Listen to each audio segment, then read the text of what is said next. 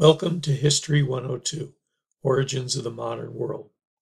My name is Dr. Edward Zevin, and I'll be your professor for this class. Now, in this course, we'll be exploring the history of the modern world.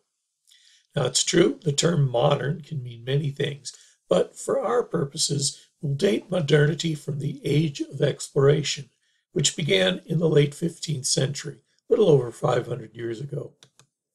The European voyages of discovery, which date from this period, connected all parts of the world for the first time in human history. In other words, this was the beginning of the phenomenon which we know today as globalization. Now, 500 years is a long time period to cover during the course of a semester. But fortunately, there are several recurring themes which help us look at this period as a single unit. The most important of these themes are globalization, nationalism, and imperialism.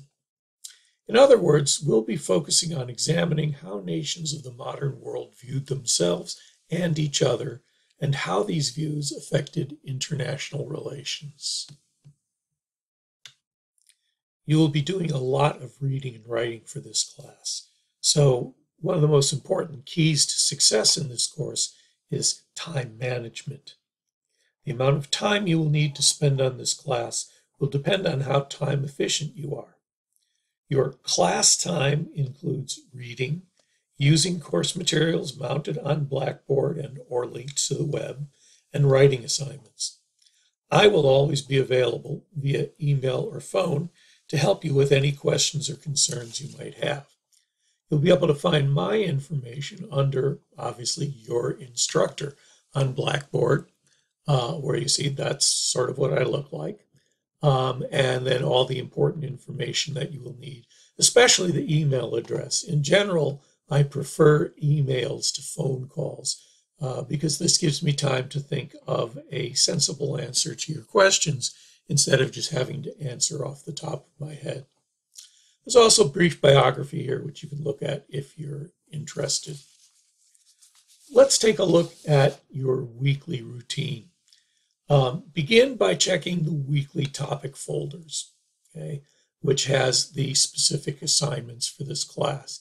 I also have provided you with a topic schedule in PDF format, going through the various topics that we'll be covering.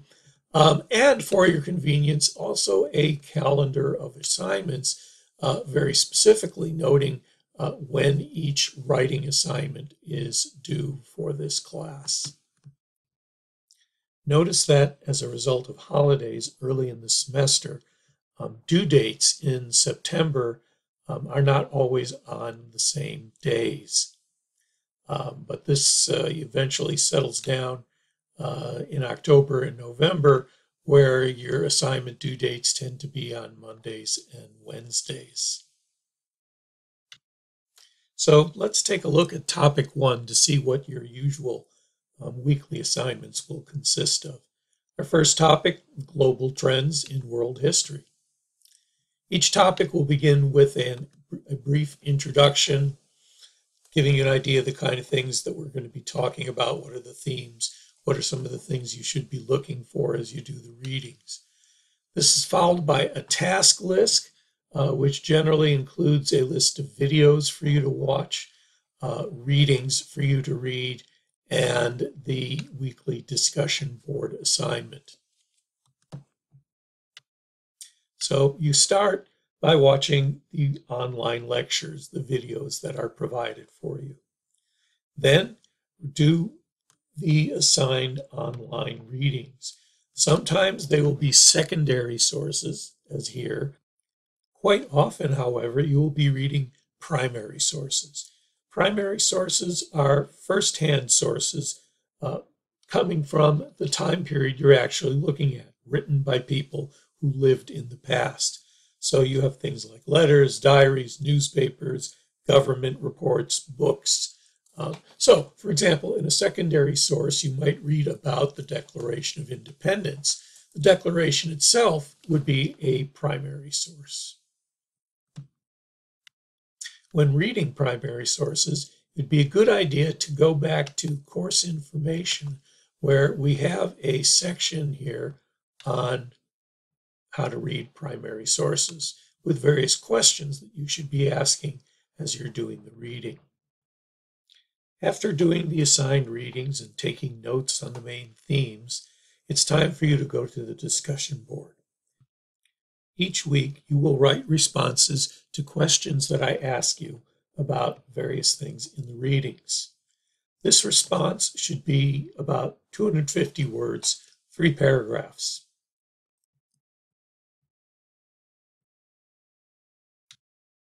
Once you have posted your own response, you should read other students' posts and choose at least 2 to which you want to post replies. Remember, you are responsible for at least 3 posts for each forum, 1 of your own and another 2 responding to your classmates' posts. To post a response, simply click on the title of the discussion board question, like so, which will open up a post first discussion forum. Click on Create Thread, which will then open up another page where you can either paste in your response in a dialog box or attach it as a file. For week 1, in addition to the usual discussion board question, I've also posted an icebreaker forum for you to introduce yourself to the rest of the class.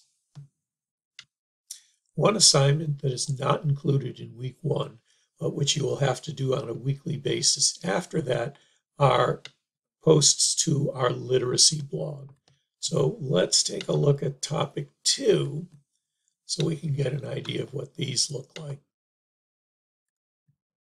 Okay, once again, notice the task list, the videos, the readings, and the discussion board question. Okay, and then at the bottom, the Info Lit blog, which is short for Information Literacy Blog. In these weekly blogs, you will analyze a website of your choice to evaluate its worth as a historical source.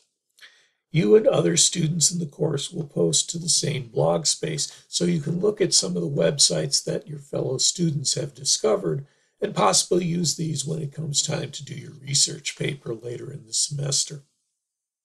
There are also quant-lit blogs, in other words, quantitative literacy blogs, in which you will analyze numeric data that will help track or chart historical trends.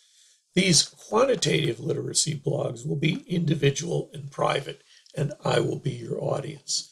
So to contribute here, once again, you click on the title of the assignment, and it takes you here to the literacy blog page where you have not only instructions on how to do the various kinds of blogs, we also once again have the section about historical sources, so you can use this when you're analyzing the websites.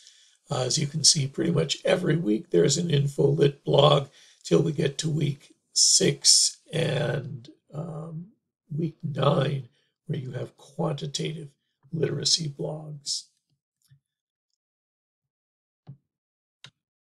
Last but not least, in the latter half of the semester, you will also work on the different elements of your final project, a major research paper. Don't worry about that yet. We'll be talking about it later. So take some time, look through the various sections on Blackboard, especially course information, where you will find a copy of the syllabus, which contains all the details about the class. You will also find there rubrics for the various assignments, the calendar, as well as the all-important information that there is no textbook for this class. Great, right? So, once again, welcome to History 102, Origins in the Modern World. You should now all be ready to begin your journey through the past. Right on cue. Here's our time machine. This one is called a TARDIS, which stands for Time and Relative Dimensions in Space. Don't worry if it looks a little small. After all, as you'll see, it is much bigger on the inside. So, strap your seatbelts, get ready to go. If you've never traveled in time before, I hope you don't get seasick or time sick as we go round and back. All right, here we are, planet Earth. Everybody off.